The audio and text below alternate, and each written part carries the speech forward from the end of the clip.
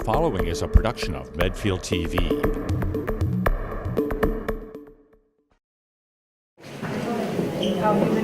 Hello. Hi. I'm going to start on time.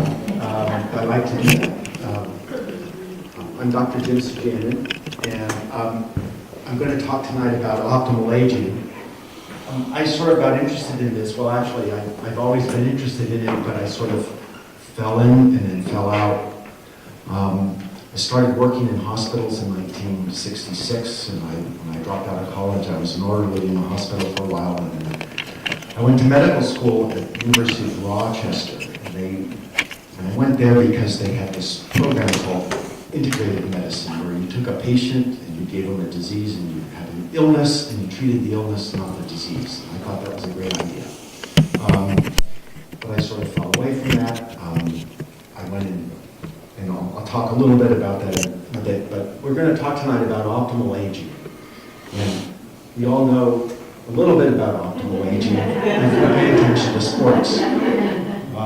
Because Mr. Brady there is twice as old as the rookies in the NFL, and he's playing better than most of them, and he's doing really well at it.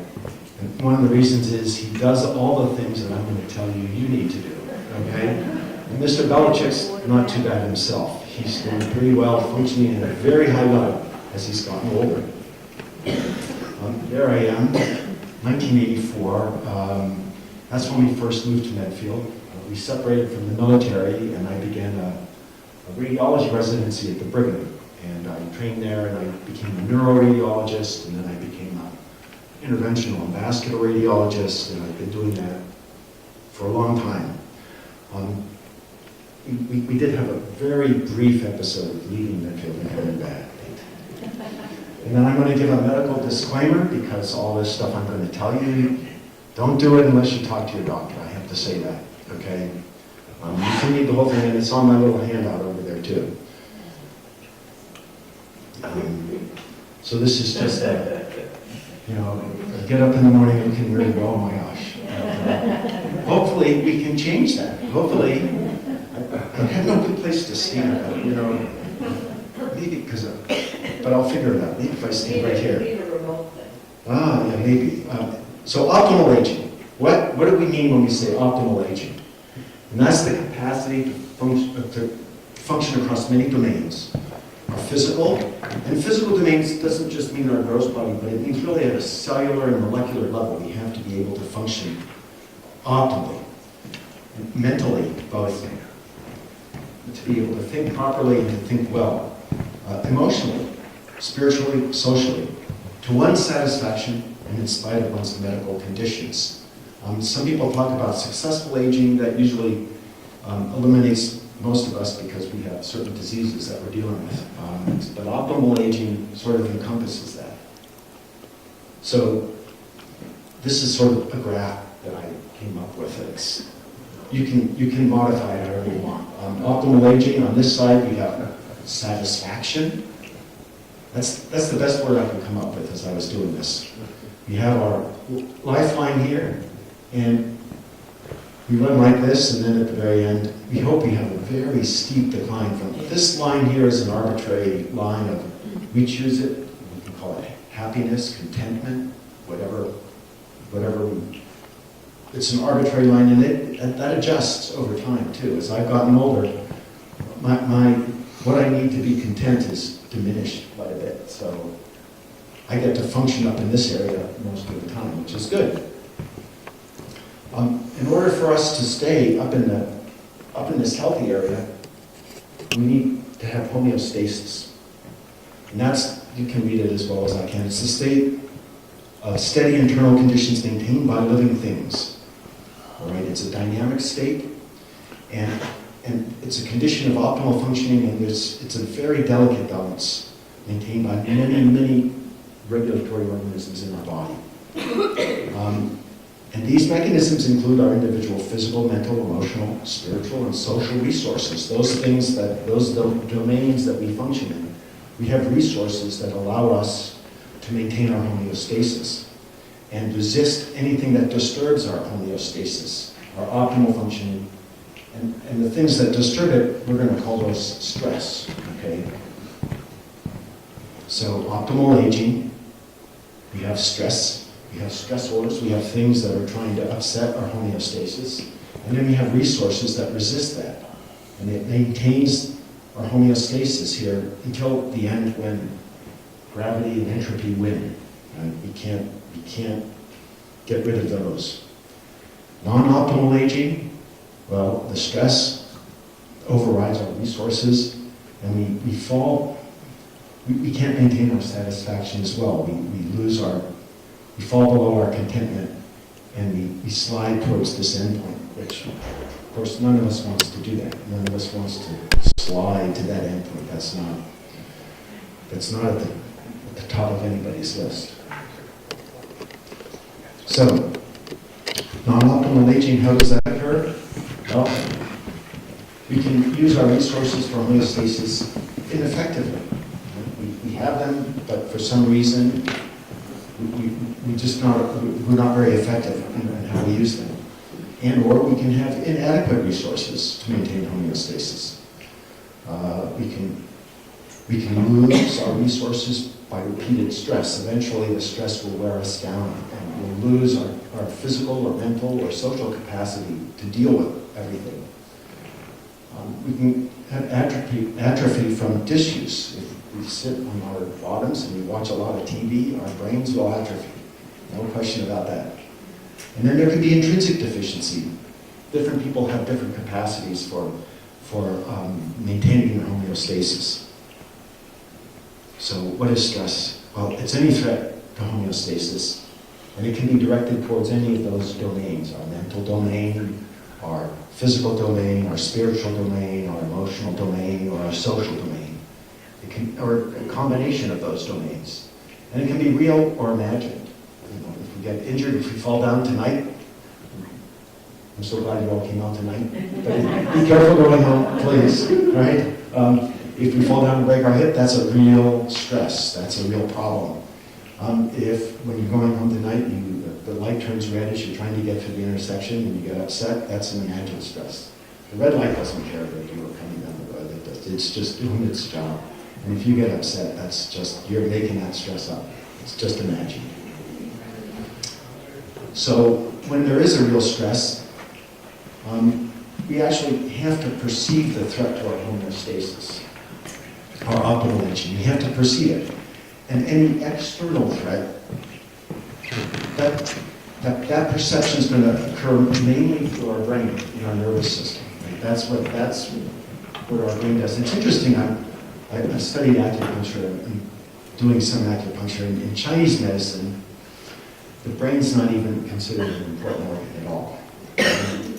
So if I were doing this talk in China, I wouldn't be talking to you about the brain at all, because we're neurocentric in the West, and they're definitely not neurocentric in the East. But anyway, that's sort of the way we understand the physiology. And internally, the perception of threat occurs through our immune system. Now, both our nervous system and our immune system are in communication. They're very closely intertwined. And there's a whole branch of medicine called neuroimmunology that studies that relationship between our brain, our nervous systems, and our immune system, which are the white blood cells that run around and eat stuff up and take care of things. And both of these systems are influenced by experience and by learning, and also by what pathogen. What is that threat to homeostasis? The pathogen is going to be a threat. The nature of that threat. And then the next part of stress, of the stress reaction, is just that. It's the reaction to the threat to homeostasis. And our brain's pretty primitive. If you look at parts of our brain and the lizard brain, they're like the same thing. We have layers upon our lizard brain, but as we all know, those layers don't always act very efficiently. So when there's a perception of threat, our brain starts to react, and it initiates a flight or fight response. And our adrenaline goes up, our heart rate goes up. the nervous system starts signaling everybody, and the immune system too, that, oh, get ready, something's going to happen. Our heart rate goes up, blood flow gets diverted from our gut to our muscles, all sorts of things, all hormones are released all over our body and everything like that. And then physically, our brain will tell us, are we going to turn and run away, or are we going to turn towards the threat and go from an open posture to a closed posture, a threat posture. All those things go on. Now, when the immune system reacts to a threat to homeostasis, it activates. And it starts to seek pathogens. It can be a virus, a bacteria, an injured cell, a cancer cell, anything that it perceives as a threat. And then it prepares to destroy and remove those pathogens. Okay? And that means it's going to start attacking injured cells. Even our own cells, our immune system will start attacking an injured cell because that's its job. White cells got to go there, kill it, and eat it, get rid of it. Right? And because this immune system, it evolved as we evolved in a very hostile environment where infection was actually the primary killer. So our immune system has to be very aggressive to make sure that viruses and bacteria and parasites and all those other things get killed before they kill us. So it's really difficult to deactivate our immune system once it gets activated. But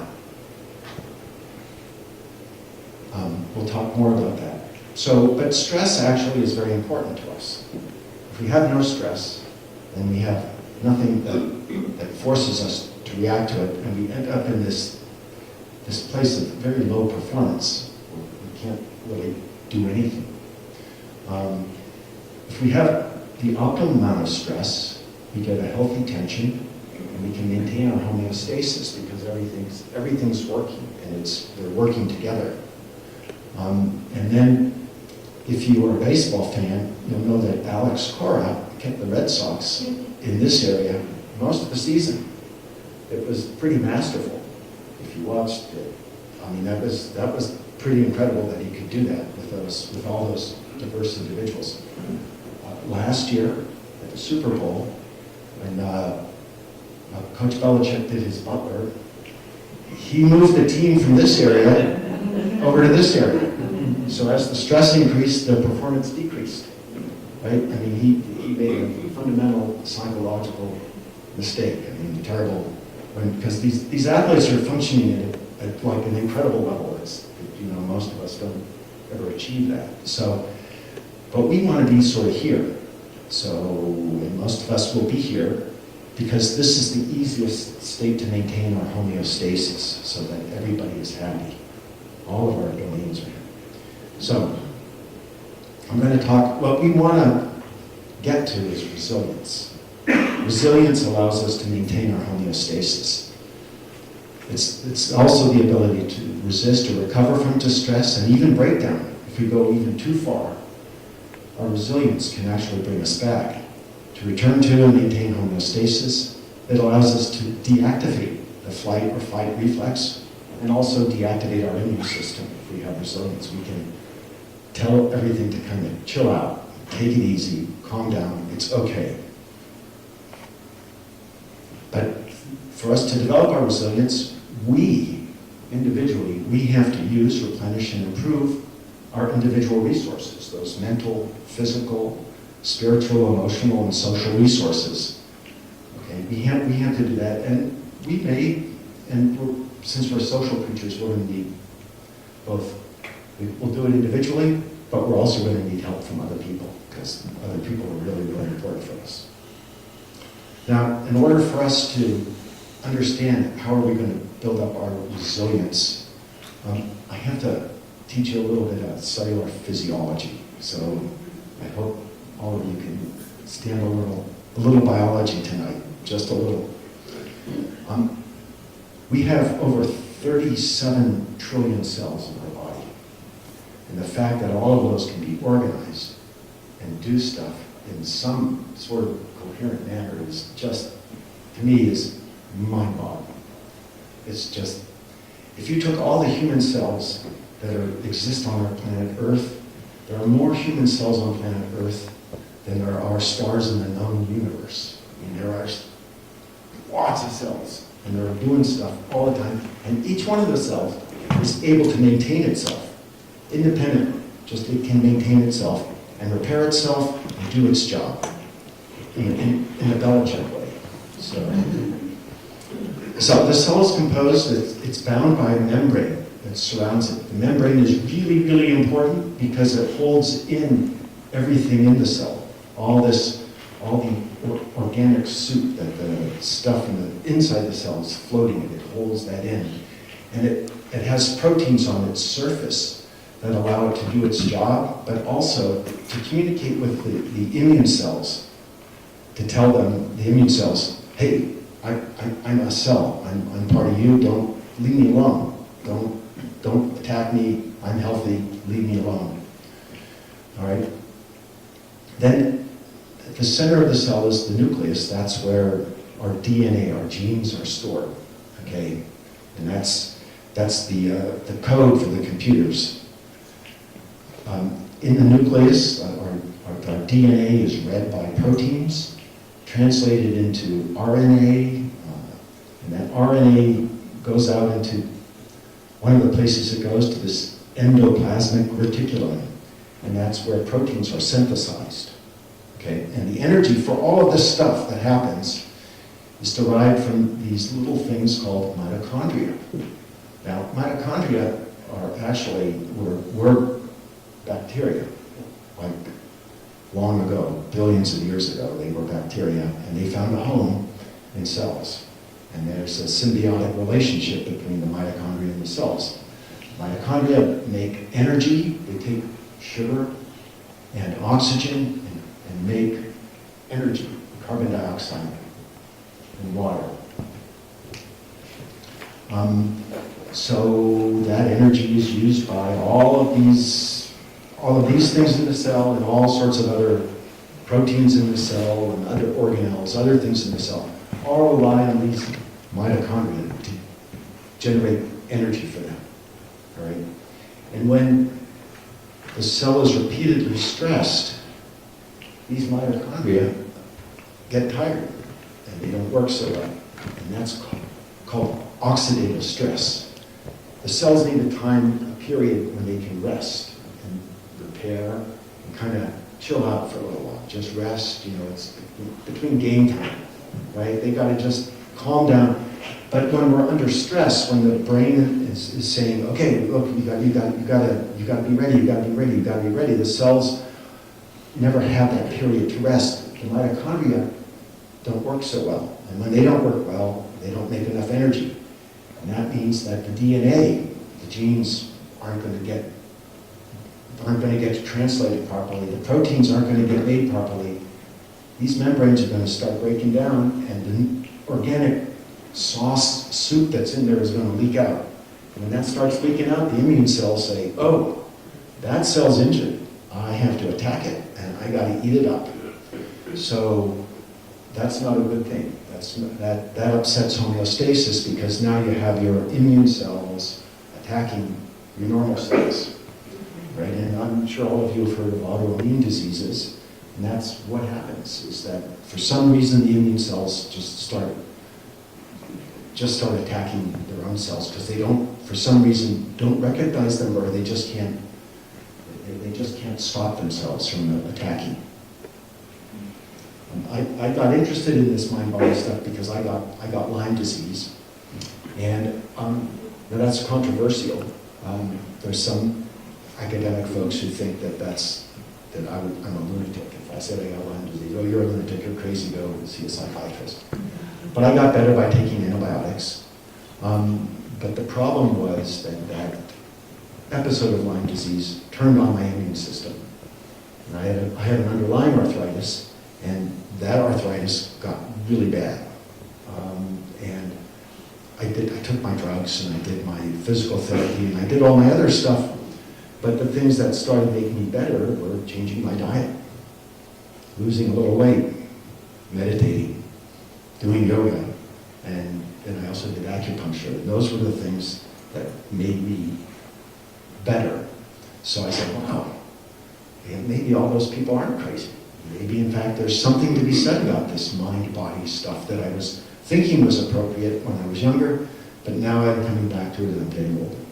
So, resilience. It reduces the adverse effects of stress on our cells. It promotes the brain's healthy response to stress.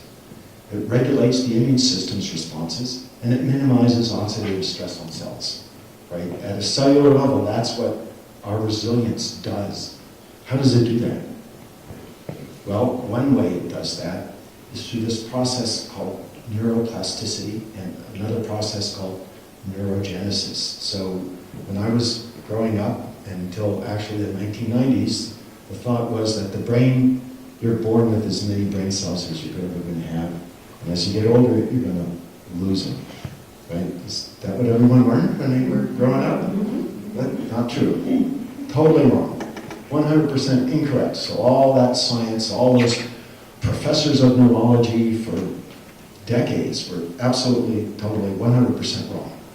It turns out that, in fact, we're making new brain cells all the time. Even when we get old, we're doing it. And in fact, this is a neuron, this is a nerve cell, and here's its nucleus, and it has this very complicated membrane, doesn't it? There's these things called dendrites, these little branching things, and they go out and they communicate with all sorts of other neurons. And then there's this long process called an axon. So the dendrites will collect information, that's going to be processed, and then a signal, an electrical signal is sent down that axon to these dendrites down here that will send out neurotransmitters or talk to other cells and do all sorts of other things. Okay, so neuroplasticity is the brain's ability to reorganize itself by forming new neural connections throughout life. So these cells are busy, and we want to keep them happy. We don't want them to be oxidatively stressed. We want to make sure they're happy so they can do their thing to maintain their ability to make new connections. And neurogenesis is the brain's ability to form new neurons, brain cells, throughout life. Again, as we get older, just like most things, our processes, maybe things don't work quite as well as they did when we were younger, but we have that capability. All right? And this is just a picture of what the brain looks like, sort of from the side. This is the frontal lobe, it's a temporal lobe, occipital lobe, that's where they're involved in vision. Our parietal lobes are involved mostly in sensation. This is the brainstem. This is the lizard brain down here, okay? Buried in all these cortical layers, all these layers of what we call neocortex. And the frontal lobes are real important for our behaving like rational adults. It's really, really important. Okay, so if we improve our resilience, that's going to lead to optimal aging. So that's our goal. We have to increase our resilience so we can age optimally. So how do we increase resilience? Well, we can limit our risks. Don't smoke anything. Okay? Cigarettes are really bad for you. If you smoke cigarettes, I thank you. You pay for my daughter's college tuitions and everything like that, because it's the healthcare costs associated with smoking cigarettes is just enormous. It's terrible. Now, marijuana. This is not a political statement, but I can guarantee you that it adversely affects neuroplasticity and neurogenesis. There's no question that a psychotropic drug like that, a powerful psychotropic drug, is going to affect that. So we don't know 20, 30, 40 years down the road what's going to happen to those people who use these very powerful psychoactive drugs. We know what happens when people use a lot of alcohol, and that's a very powerful drug too, and that's not good. So that's my advice, my doctoral advice. But I have a medical disclaimer too, so you can watch the weight, skip the donuts and fries, and you'll see why in a short while. Drink alcohol in moderation, if at all. Tom Brady doesn't drink any alcohol or caffeine. Oh boy. Yeah. Turn off the TV and no distractions when driving. Okay, that's, as I was preparing for this talk, I was doing all sorts of reading, and it was interesting. If you text and drive, If you text and drive, you are 6 times more likely to have an accident than if you're drunk and you're driving. I mean, that's like, wow. And the reason is, we have this notion that the brain can multitask, right? The brain can do many things at once. No. The brain does one thing at a time. It can only pay attention to one thing at a time. We may be aware of other things, but we're only paying attention to one thing at a time. So when I drive my car, I don't even listen to the radio because I'm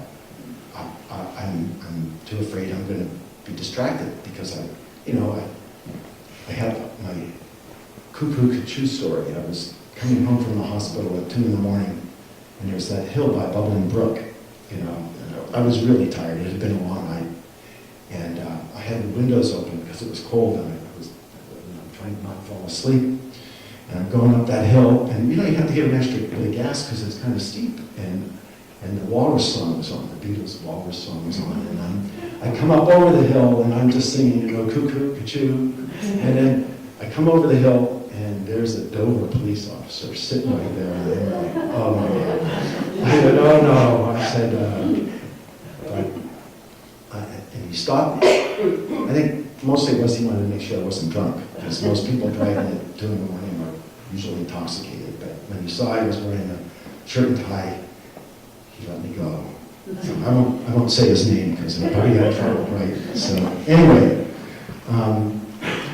but try not to drive distracted or tired. I never sort of, they say, oh, just take a quick nap before you leave the hospital, but it's like, no. I mean, if you stay at the hospital, you're going to stay there. You have to escape when you have that opening. It's like, no, I gotta get out, because otherwise I'm not going to. All right, so what things can we do to increase our resilience? What can we do? We can meditate. It's interesting, if you look at all ancient traditions, especially religious traditions, meditation is a very large part of the Hindu tradition, the Buddhist tradition, the Christian tradition, the Muslim tradition, the Jewish tradition. All of those religions place a large emphasis on meditation as being something that's good for you. And they're right. We poo-pooed them for many, many years, but they're right, and we were wrong. Exercise, especially mindful, and we'll talk a little bit more about that. No, that's right. Healthy eating, okay? Social engagement, learning new things, finding purpose, and sleep. I was on call for 40 years, so now I've been able to step back from that. So now I'm learning how to sleep again, because I didn't sleep very much. So, which is maybe one of the reasons why my arthritis got so bad, was because my sleep was terrible. I just want to say something about learning new things, because I don't have a lot on that topic later on, and I'm thinking of it right now. It's very important as we throughout our lives to keep our minds active. We can do crossword puzzles, we can read and do things like that. But those things are usually, we have a habitual pattern, like crossword puzzles. That's something we do, and it's a habitual pattern. Learning new things means learning new things that are like unfamiliar to you. I'm trying to learn how to play the guitar, and visually trying to read music is a real challenge for me. But that's good. I sound terrible, I play terrible, but it doesn't matter, because I'm getting better, and I'm practicing, and I'm learning a new thing. I'm forcing. Our brain is organized in an interesting way. It has all these different networks that forms, all those neurons, and so the neurons form networks, and then networks of the neurons form networks. So different parts of our brains are involved in different activities. So when we're daydreaming, that's called the default mode network. That part of our brain's working. When we're watching TV, I'm not sure any part of our brain's working, but it's working. When we're focused on a task, that's a different part of the network in our brain that's working. So to learn new things, we're going to develop a new network. All right, so it's important. Learn a language. If you learn to play a musical instrument, go learn how to paint or do something that you haven't done before. That's really, really important when we talk about that. And social engagement, we're social creatures. If we don't talk to other people, we're not going to do well. Finding purpose, you can find purpose in many different ways. Just sometimes it's through social engagement. I'm working. I'm going to work until I think I'm 70, 69 or 70. But I'm going to keep working because I've trained in acupuncture, so I'm going to volunteer at the VA and work there. So I can keep working as a doctor because I've always wanted to be a doctor. That's what I want to do all my life. So that's what I'm going to keep doing. And I'll do that until I'm too demented to do anything else. I mean, that's what I'm going to do. Because I want to, that defines purpose for me, of being able to care for others. That's really important for me.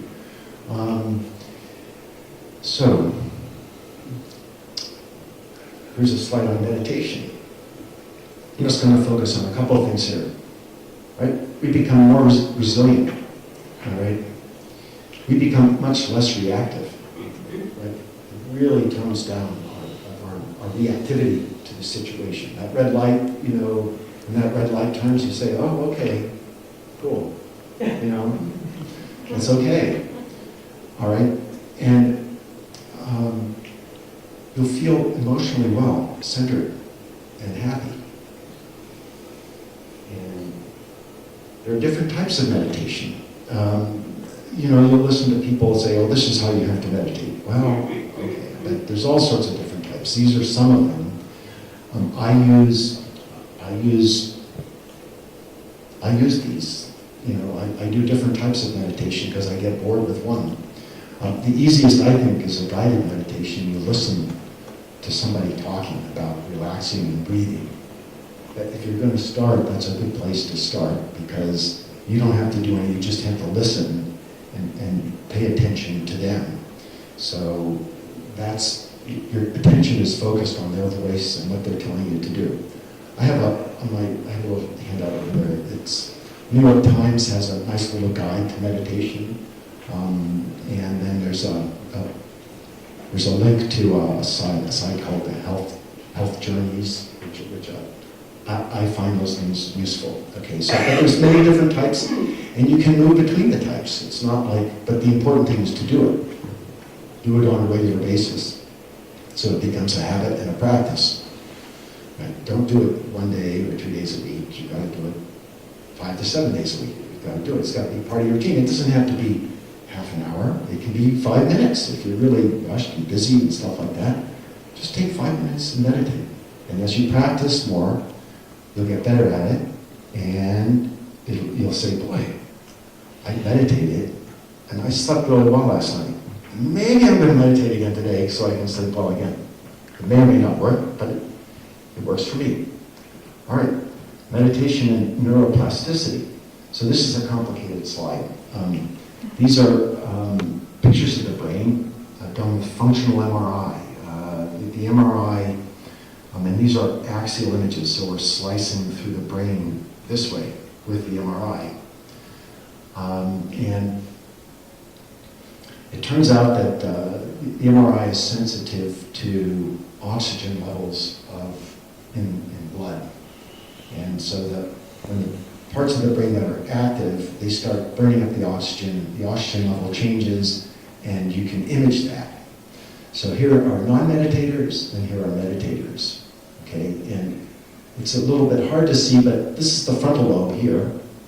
Non-meditators, there's blood flow, but when you meditate, look at all the extra blood flow. That's a lot of extra blood flow to the region of the frontal lobes, those parts that make us human. Hi, excuse me, can you move to the left a little bit? To the left. To my left or your left? You're right. You're right. Well, you know what? We don't have a remote, do we, for that? No. No. That's not what's on the table, but that's on the remote. I don't think so.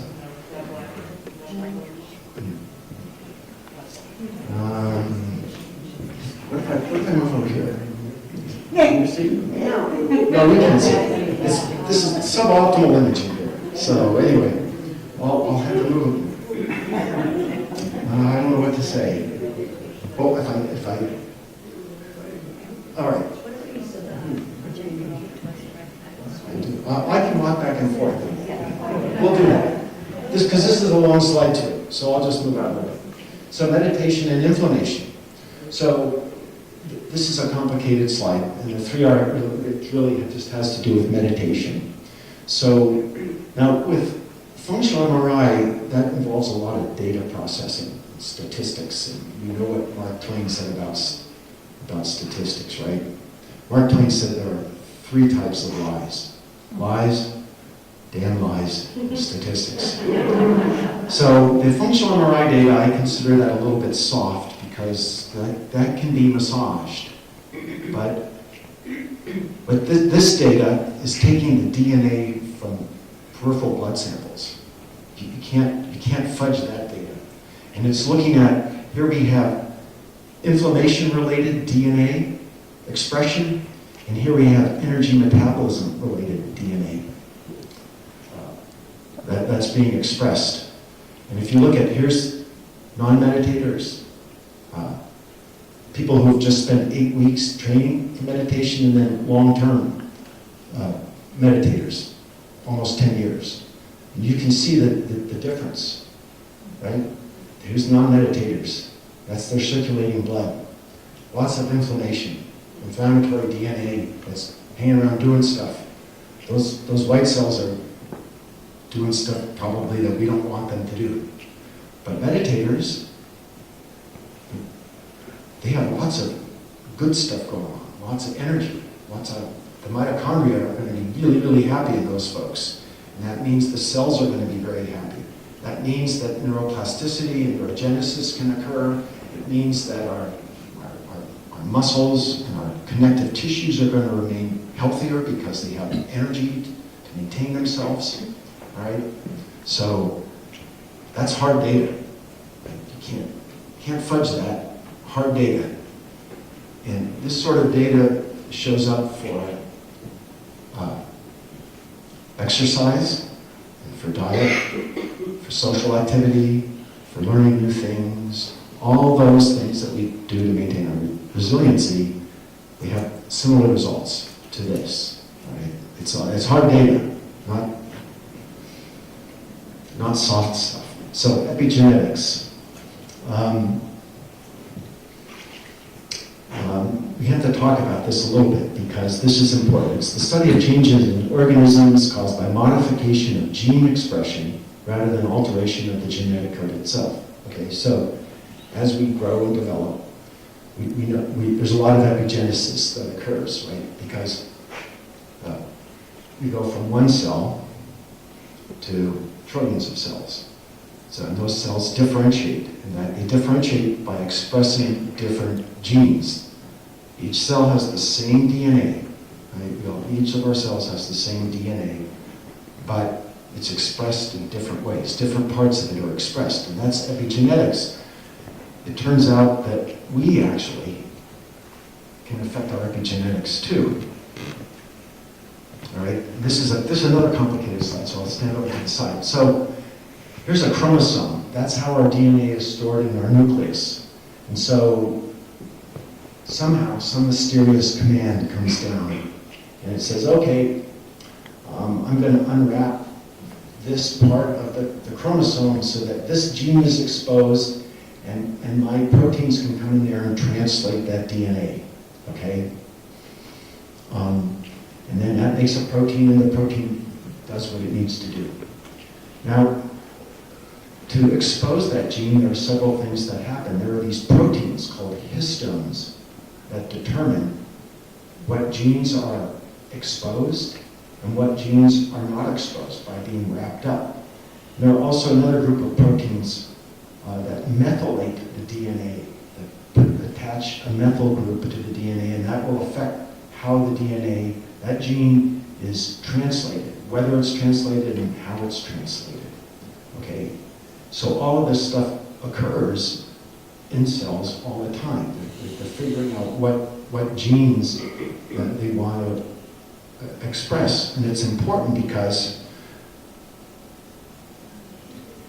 oh boy, this is really light. So anyway, What the slide says is that with physical activity, we increase our cardiac output. And if we increase our cardiac output, we increase blood flow to the brain.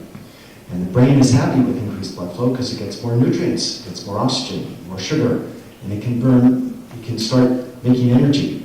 And when it makes energy, it starts making lots of good things, lots of neurotropic factors, factors that promote neuroplasticity and neurogenesis, and also substances that tell the immune system to chill out, to take it easy, don't do all the stuff that you're doing. It's okay. And the end result of exercise results in improved cognition and improved motor function. So it turns out that any movement is actually really good for you. This is an article that actually just came out in December. And if you replace 30 minutes of daily sitting with any kind of movement, all right, in the study period, there was 35% lower mortality risk. So again, the risk of mortality is 100%. Right? We're all going to die. But in that study period, right, mortality risk was like, so you're going to probably remain above your level of your contentment level, your happiness level. You're going to stay above there if you're moving. If you're sitting, it's not going to happen. But even better than moving is mindful movement, okay? That is paying attention to how we're moving. When we move, if we do large, complex motions, like in yoga or Tai Chi, and the sensation of the movement feeds back to our motor plans, and we're thinking about what it is we're doing, okay? That kind of movement is really good for us. It has an even greater effect on resilience, on reducing inflammation. So when I say mindful movement, yoga and Tai Chi, there's a woman who sells her stuff on Channel 2 called Miranda Esmond-White. She has this program called Eccentrics, which my wife and I did. We did a workshop, and it's really good stuff. It's pretty vigorous when we're there. And types of Pilates, those things are all very good for you. Walking is not really mindful movement. It can be if you're doing some sort of prayer as you're walking and thinking about it, but walking is just an autonomic response. It's automatic. We don't really think about what it is we're doing when we're walking. Again, any exercise is better than no exercise, but walking is not optimal exercise. But that said, for those of you who live in town, you'll see my wife and I walking around town all the time because that's what we do. Gotta walk. Chores. There are some chores that can be mindful as we're doing them. Loading the dishwasher. I think that's probably very mindful. If you spend time doing it, you have to think about what you're doing. Like, well, is that dish going to fit there or not? You know, or like, can I put that glass there? Or do I have to move it over there so it doesn't get broken? You have to think about it, and it's a large, complex motion because you're not going to. Gardening can be a mindful movement. Again, large, complex, slow motion. You have to think about what it is you're doing and how you're doing it. Some forms of dancing can be, you know, if you just move in it, that's not really going to be mindful. But if you're thinking about what you may be doing, ballroom dancing or learning a new dance or something that can be mindful. Boxing, that's proved very helpful for patients with Parkinson's disease. They have difficulty initiating movements, so the boxing, because it seems to feed into that system, so they're able to improve a lot of their movement by practicing boxing. And you have to think about what you're going to hit with your hands too. Back to eccentrics, is that the one you jump up and down like? No, eccentrics. You can look it up. It's not that at all. She's a ballerina so the movements are all sort of related to ballet, and she focuses on making sure you use all 600 muscles in your body when you're doing a workout, which is very important for maintaining movement and flexibility. And this is just a study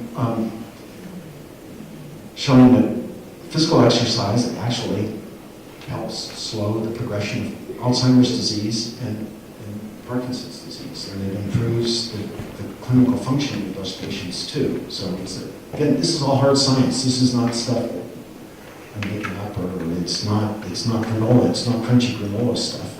It's real. And then diet and epigenetics. So when I said earlier, don't eat donuts and French fries, there's a real reason for that. If you eat good foods, they're going to affect the proteins that methylate your DNA, right? And if you eat not so good foods, this methylation process is going to be different, right? And our bodies are happy with this stuff. They're not. Our brains are happy with that other stuff that we eat, all right? And here's another sub-diet in epigenetics. So when we eat these good foods, all right, they affect the proteins that wind and unwind the histones to allow the genes to be transcribed. So again, what you are what you eat, right? You are. You eat what you eat. It's going to determine what your genetics are, what genes are going to be what proteins you're going to be making, how your brain's functioning, what your skin looks like, how your muscles function. And Mr. Brady has a very strict diet, right? Very strict. So foods that cause inflammation, that is, they turn on the genes that promote the white blood cells wreaking havoc upon our bodies internally, right? Refined carbohydrates such as white bread, pastries, sugar, French fries, and other fried foods.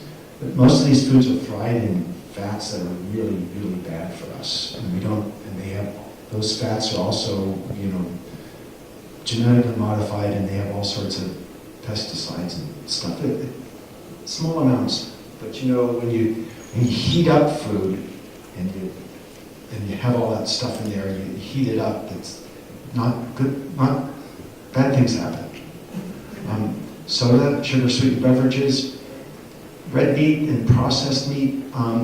You can eat some red meat. You just have to make sure that you don't eat it a lot, or that it's grass-fed, or that if it is, or it's lean red meat, or on a limited budget, of course, you're not going to be able to go to Whole Foods or Whole Paycheck and buy the grass-fed organic beef and stuff. But you can eat the other stuff. Just be conscious of what you're eating. You're not going to go to dietary hell actually for eating French fries. When I'm at work and I see a fresh batch of fries come out of the fryer, it's one day a week. I'll do it. And I'll pay the price, but it's worth it. And then there's a lot of bad fats that we want to stay away from. So butter is okay, but margarine not? What's that? Butter is okay, but margarine is not? Yeah, butter in limited amounts is fine. Again, you can. This is all controversial. All controversial stuff, whether butter is good or bad or anything like that. I think butter's okay, personally. In small amounts, right? Not in the amounts that Paula Deen uses, right? In her cooking show. Just add a little butter. Boom. All right, anti-inflammatory foods. These are foods that epigenetically get our cells to be happy, to be energy rich and inflammation poor. All right, and it's just like what your mom said: eat your vegetables, nuts, fatty fish like salmon, mackerel. You got to be careful of fatty fish though, because fat absorbs lots of bad toxic stuff too. So you got to be careful. Fruits, good fats such as olive oil. I have tomatoes in a question mark because, our bodies are all different. Epigenetically and genetically, we are all different. So there are some foods that may disagree with you, right? Especially as I've gotten older, dairy products don't agree with me for whatever. I ate them for 50 plus years, but now as I'm on the downside of that optimal aging curve, as I'm starting on the downward trend, things change. Tom Brady doesn't eat tomatoes at all because they're nightshades. And nightshades are tomatoes, potatoes, eggplants, and peppers. You won't eat any of those because in some people they incite inflammation, but maybe in you they don't. maybe they make you very happy, I don't know. And then water, we need to drink water. As we get older, our thirst drive declines and we drink less. We don't drink enough water. I actually, at work, I drink a lot of water because I sit when I work now, and so if I drink a lot of water, I have to get up to go to the bathroom all the time. And it's a strategy to get me to move, because otherwise I can sit there for hours just not moving, and that's not good for me. So it's the strategy that I use, and it's doubly effective. And again, finding purpose, sleep, learning new things, social engagement, they all produce similar epigenetic effects. They affect our gene expression, and they produce resilience, they decrease inflammation, and they increase neuroplasticity and neurogenesis. Things that we want to have. So there's a picture of this. You can see videos of this lady. She's 97. And this is her 97. She's 100 now. She's still teaching yoga. She's still moving. And you can find pictures of like these Tai Chi masters in China. These guys, mostly they're guys, are in their 90s or 100s, and they look great, you know. Because they've been improving their resilience all their lives, and they've been optimally aging. Was it too late for us? Cleaning the house. Yeah. Well, look, she's Yeah. Well, no, I don't think she's an exception. I think we can all, do more to improve our lives and do things like that. So anyway, Medfield Senior Center offers programs in all these areas, although they have cookies out tonight. I'm not so sure about that. Maybe it'd be better if there was some fruit or something like that. I don't know. But, and I want to thank Roberta for inviting me to do the talk, and I want to thank all the center staff for helping do this, and I want to thank you all for coming out on this dark and stormy night, too. Those of you who want to go home can go home, and if I can stay maybe and answer some questions, but after a 5-minute break, because people who want to go home need to be able to go home. Sure, so I just want to say that the end of February, on Monday afternoons, we're starting a relaxation class again. We have 3 yoga classes here every week, and also more active exercise, the Zumba and exercise for life and all that. Our newsletter is on the town website. Click on Council on Aging, and you go right to Council on Aging, and down at the bottom of the first page is the current newsletter. February will be up, or if it's not already up, Rich. Another day or two. Another day or two, yeah. So definitely come in. We welcome any and all of you to come in and participate. It's really great. And thank you so much, Dr. again. Awesome.